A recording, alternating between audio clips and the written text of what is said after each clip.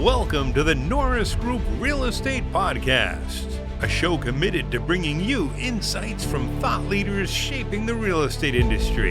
In each episode, we'll dive into conversations with industry experts and local insiders, all aimed at helping you thrive in an ever-changing real estate market, continuing the legacy that Bruce Norris created, sharing valuable knowledge, and empowering you on your real estate journey.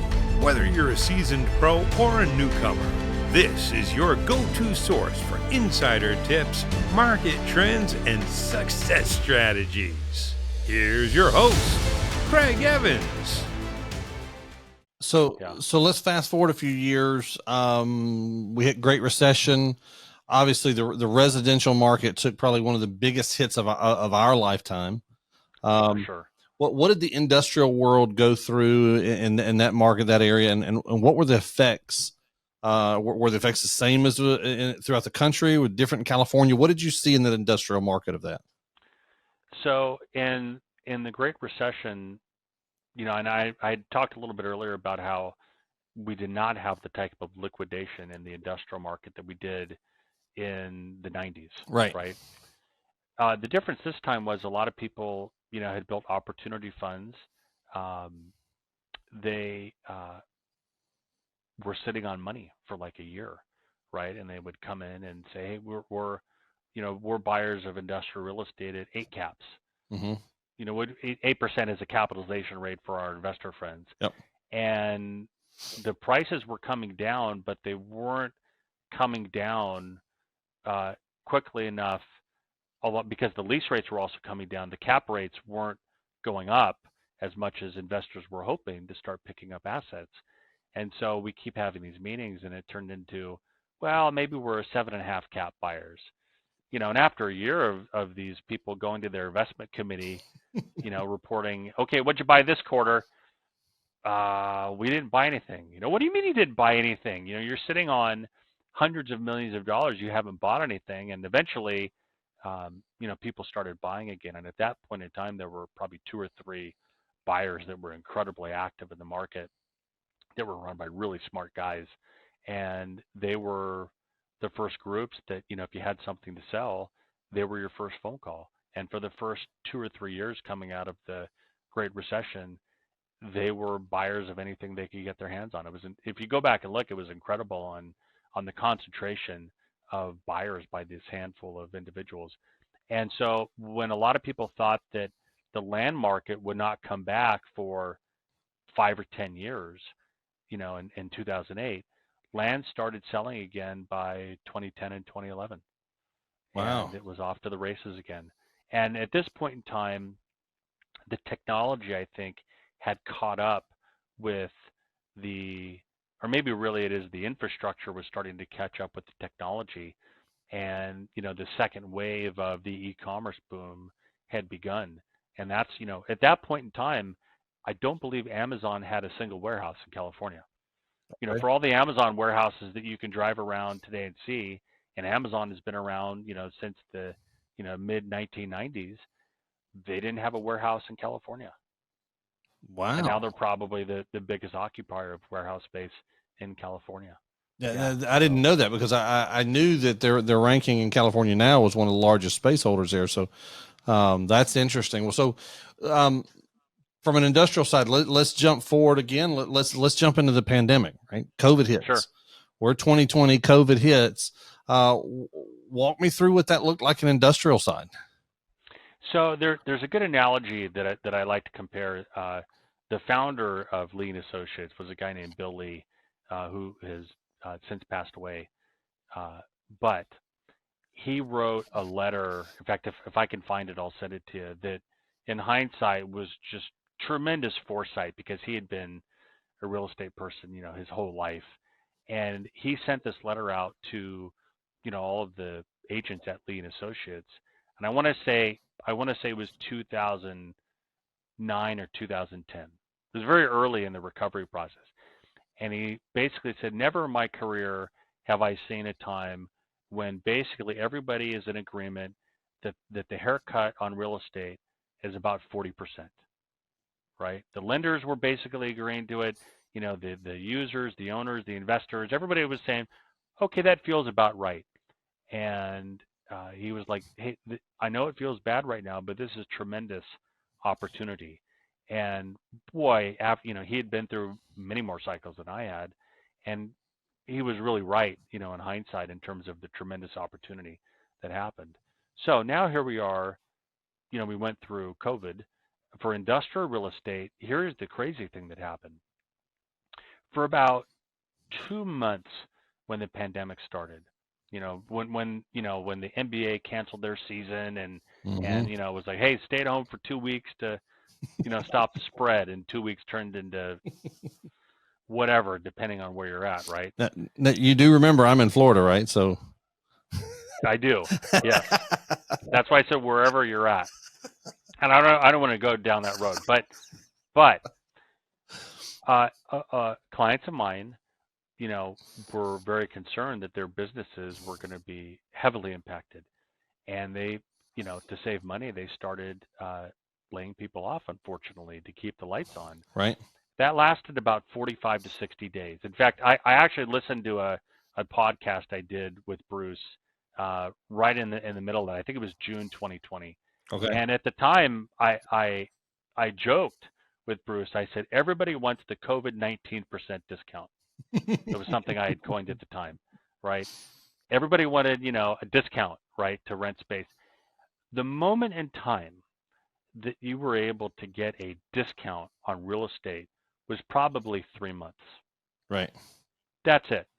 And the Irvine Company was one of the companies I remember reading about where they got way ahead of the curve, and they went to their tenants and basically said, hey, we know it's a problem. The next 3 months of rent are free. You're going to pay us back that rent, the following year. We'll break it up into 12-monthly installments. And they went to go try to save their tenants because they knew that it was going to be an issue for them, and really a good example of being ahead of the curve on that. And we worked with tenants and landlords to help work with their tenants, to figure out solutions so that everybody could keep the lights on. And then the government came in and, did the helicopter drop of money. And in the industrial real estate, what happened? Everybody was at home and they started clicking buy, right? Because they didn't want to physically go to stores. I'll have Amazon deliver it to it. Whoever have it deliver it to my doorstep. And the 180 reversal that happened for the demand of industrial real estate, I mean, it was incredible. I'm not sure we'll ever see that again in our lifetimes, because the 180 that happened, and we went from buildings that maybe were empty or under construction to having multiple offers on them. The vacancy rate by the end of 2021 was effectively zero, right? It was like 0.25%, depending on what number you look at.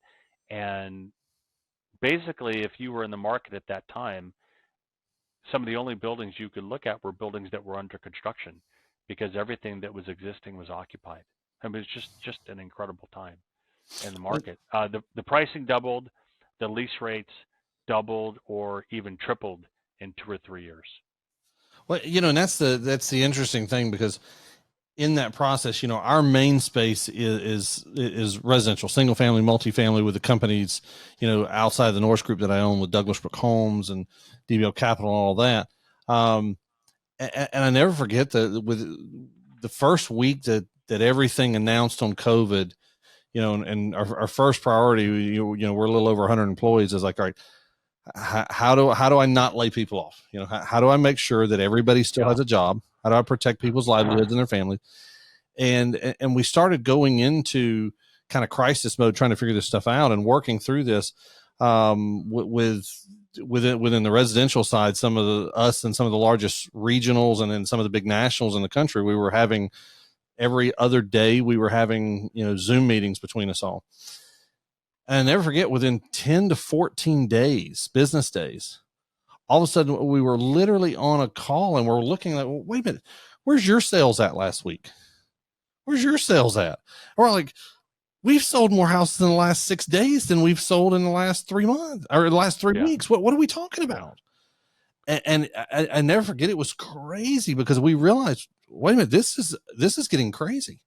And at least, and especially in Florida as well, because, again, Florida handled it different than many places in the country, but I mean, we were off to the races. We like there's a builder here in Southwest Florida.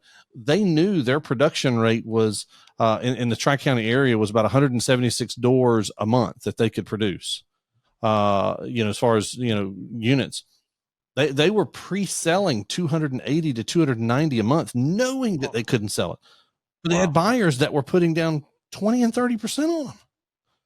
And then it started. So I appreciate this conversation because I love to hear what is through these cycles, what's happened in the different worlds of real estate. So let me ask you, what do you see then have been some of the, everybody talks about we're out of COVID, we're through that, but I was just traveling 2 weeks ago. I was in New York for some stuff, things like that. And I still see people, kind of walking around with masks or different results of COVID just in day-to-day life of perceptions of it or real or not real, wherever it's at, right? I'm not trying to get into that political side. I'm not trying to go down that mantra there, but what do you see in your world from the industrial side? What are the lasting effects of COVID? Are people coming back to office space? Are they coming back to industrial space? What do you see out of that?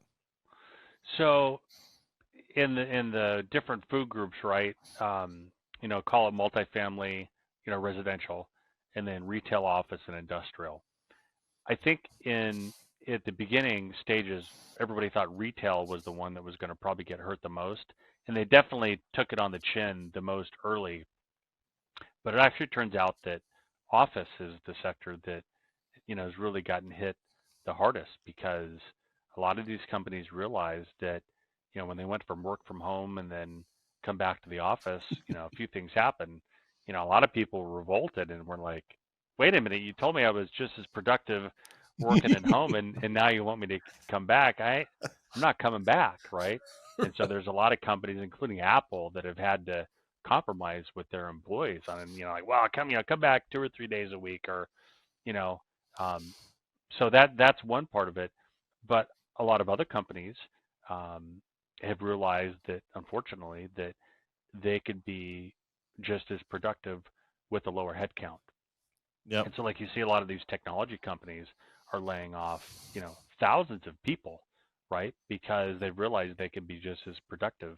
And so a lot of these office buildings in major metropolitan areas are, taking the hit as a result. And so the lease rates are depressed.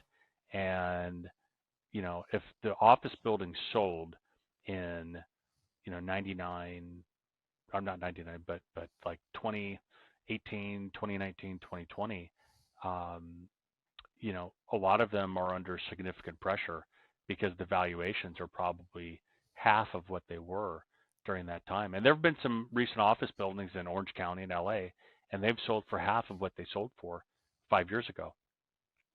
Yeah, and then other buildings, if they can't sell them, they've been given back to the lender or whatever their joint venture partnership is, because there was no more equity left in the deal.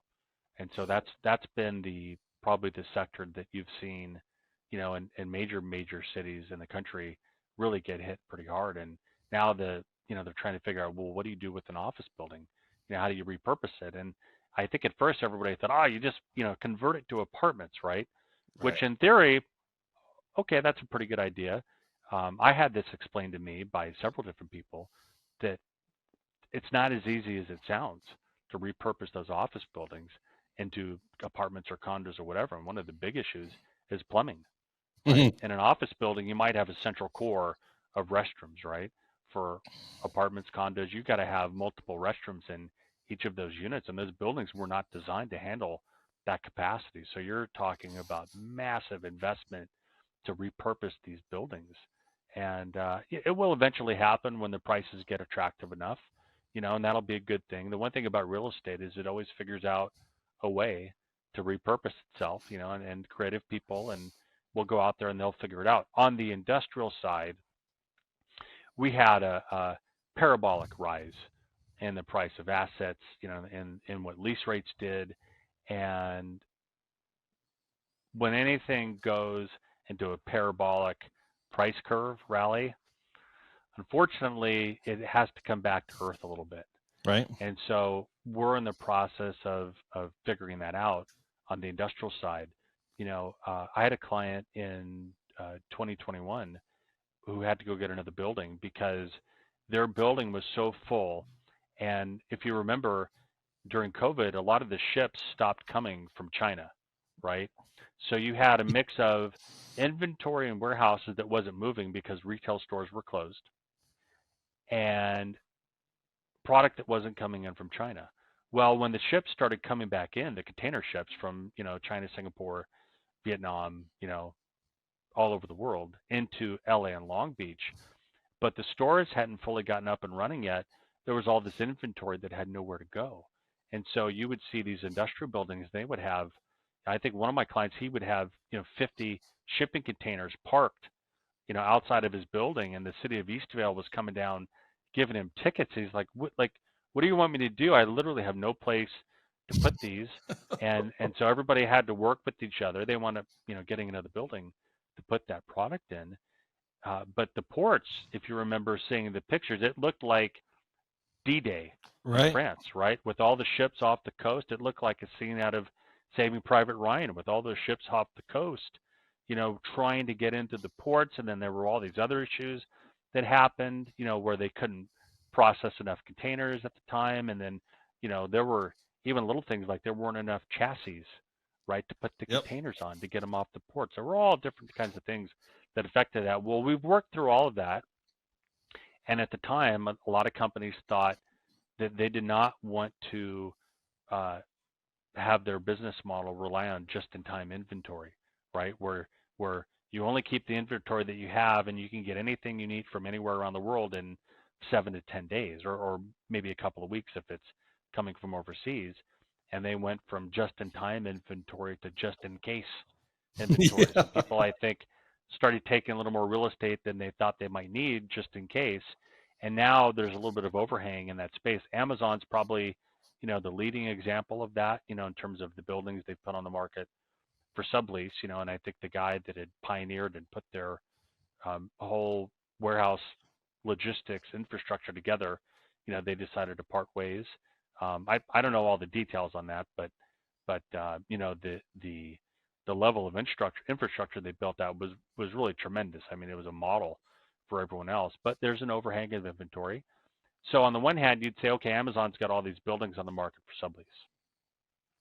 And yet they're still taking new buildings because it depends on what the business line is. They've got so many business lines now that you may see one segment that's maybe e-commerce, just home delivery, scaling back, but then they've got all these other business models like pharmacies, right? Like online pharmacies and things that maybe they have to be temperature controlled or whatever, where they need more space. They don't want to put that use in with the building, right? So it's pretty interesting how that will overhang. One of the issues in this market right now has been the sublease space.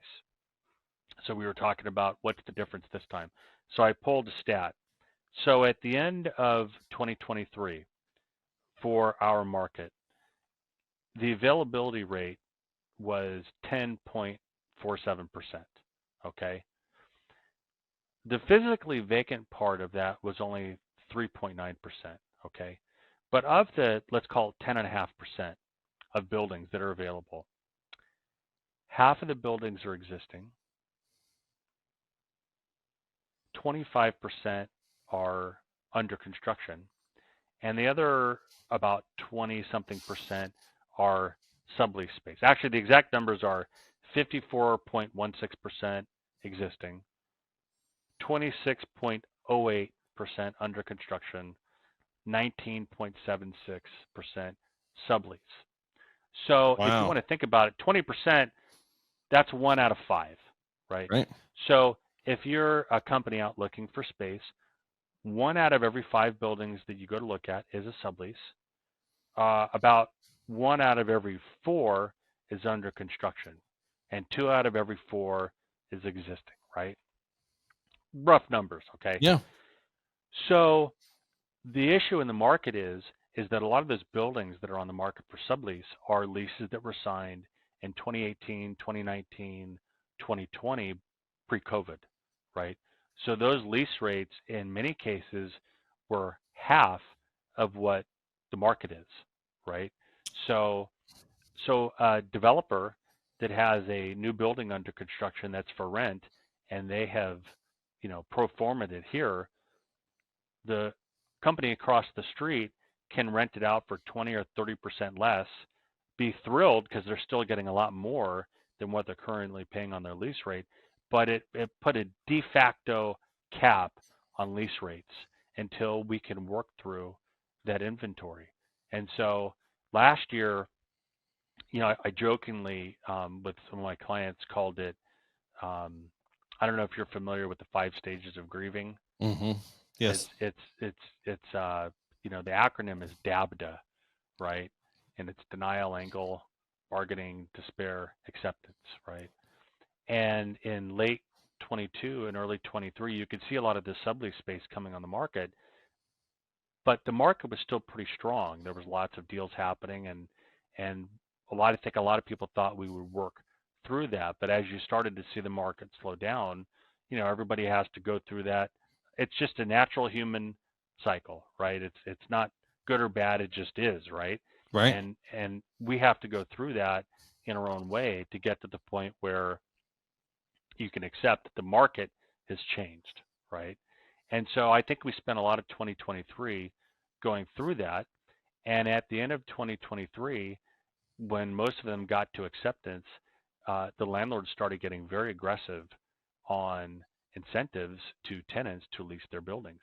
And so my professional opinion is that I think this year and probably into next year is a tremendous opportunity for tenants and probably buyers down the road that maybe missed out in 2021 or 2022 on this big run up that we had, or if you were a company that you wanted to lease a building and you couldn't, right? Because there were 10 offers on it.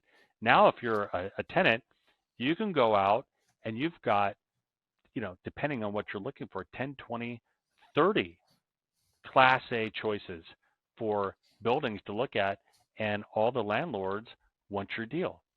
How much free rent would you like? We'll cut you a deal on the lease rate. We'll help you move. We'll give you an incentive to build out your infrastructure. Very, very motivated landlords. And the shift in that really happened in the last probably 3 to 5 months, where they all got to the acceptance stage. And unfortunately, because there's so much product that's on the market, if last year was DABDA, 2024 is going to be the Hunger Games. where the landlords are going to have to compete with each other to win the tenant to occupy their building, because there's more buildings right now than tenants to occupy them. And the sublease space is still also a consideration, because there are sublease buildings out there that are 30% less than what other landlords were hoping to get on their buildings. And so we're in that really interesting window where it's a tremendous opportunity for tenants. And look, the pendulum swings both ways, right? Yep. We were in a landlord market for a really long time. We had a really good run. We're in the process of correcting that, and it's going to be a tremendous time. It is now for tenants to take advantage of that point in time in the market. I think the leases that get signed in the next 12 to 24 months are going to rival the types of deals that we saw getting signed in 2009 and 2010. I mean, that was 15 years ago. Yep. So let me ask you this: with the 26% mention on new construction, the amount of subleases that are coming on the market, things like that. How difficult is it, and where's the desire for getting new projects done in California? What's the biggest holdup in that? So California has its own, set of issues.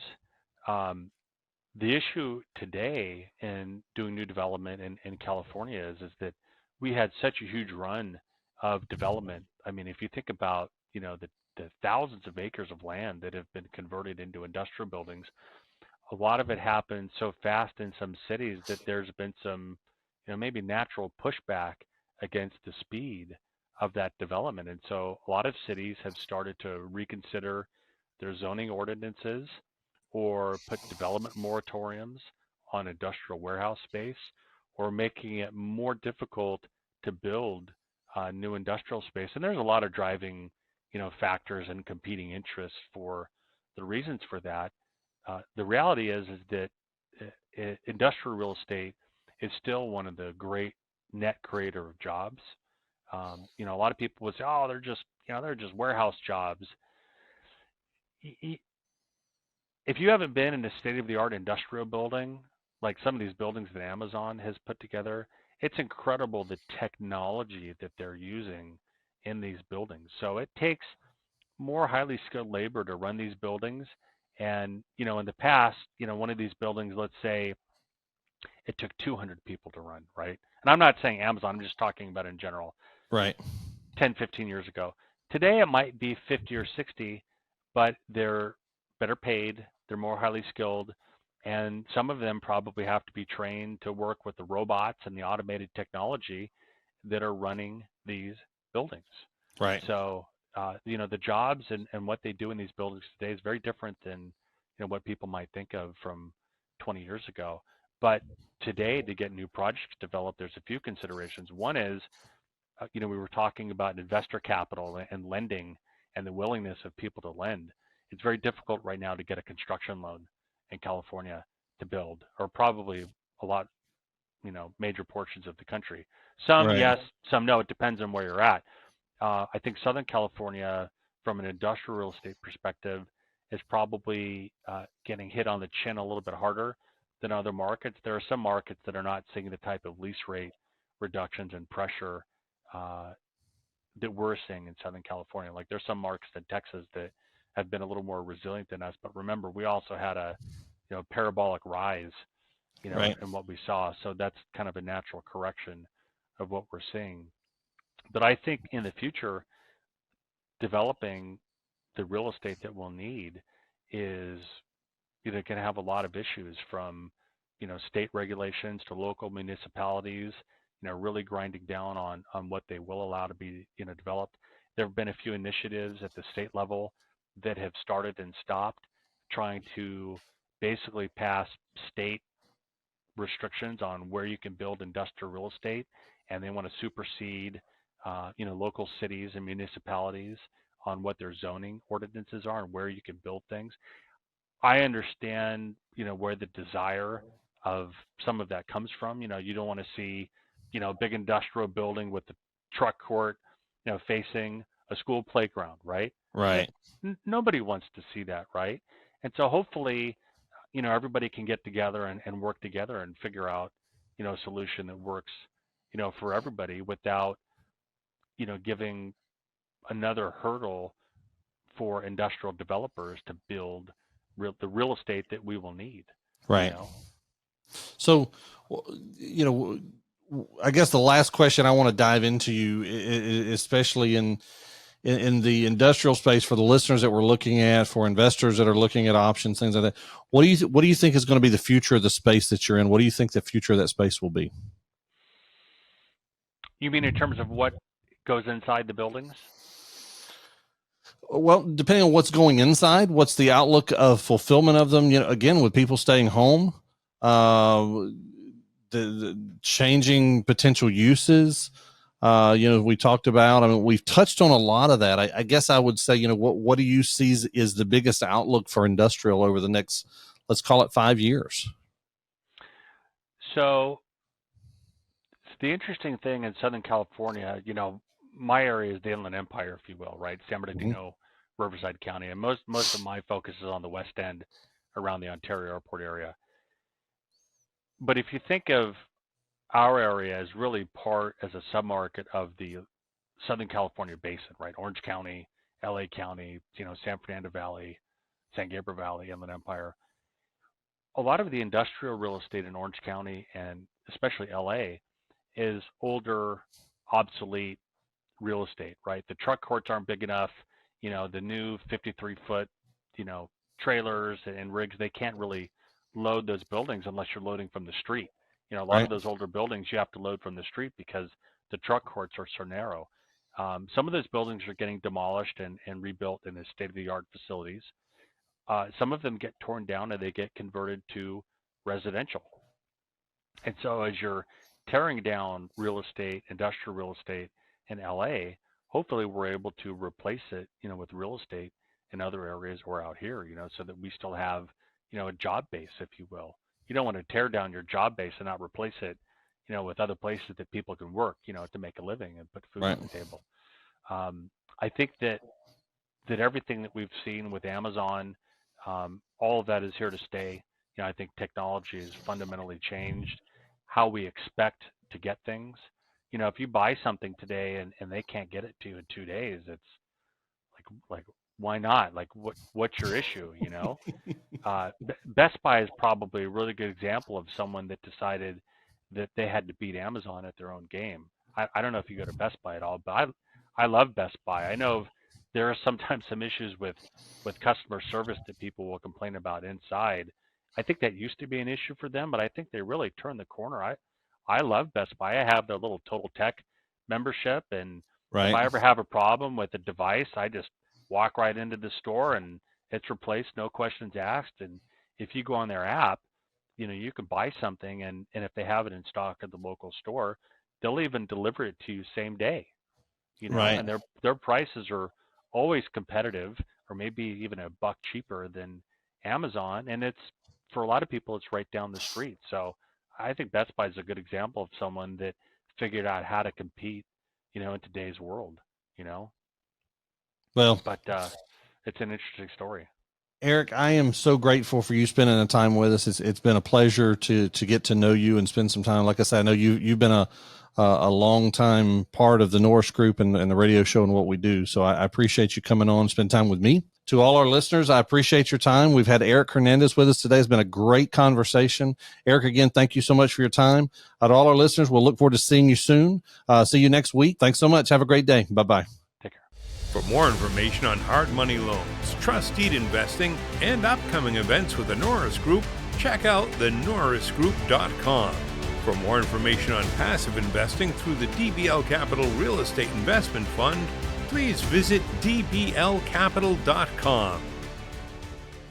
The Norris Group originates and services loans in California and Florida under the California DRE license 01219911, Florida Mortgage Lender license 1577, and NMLS license 1623669. For more information on hard money lending, go to thenorrisgroup.com and click the hard money tab.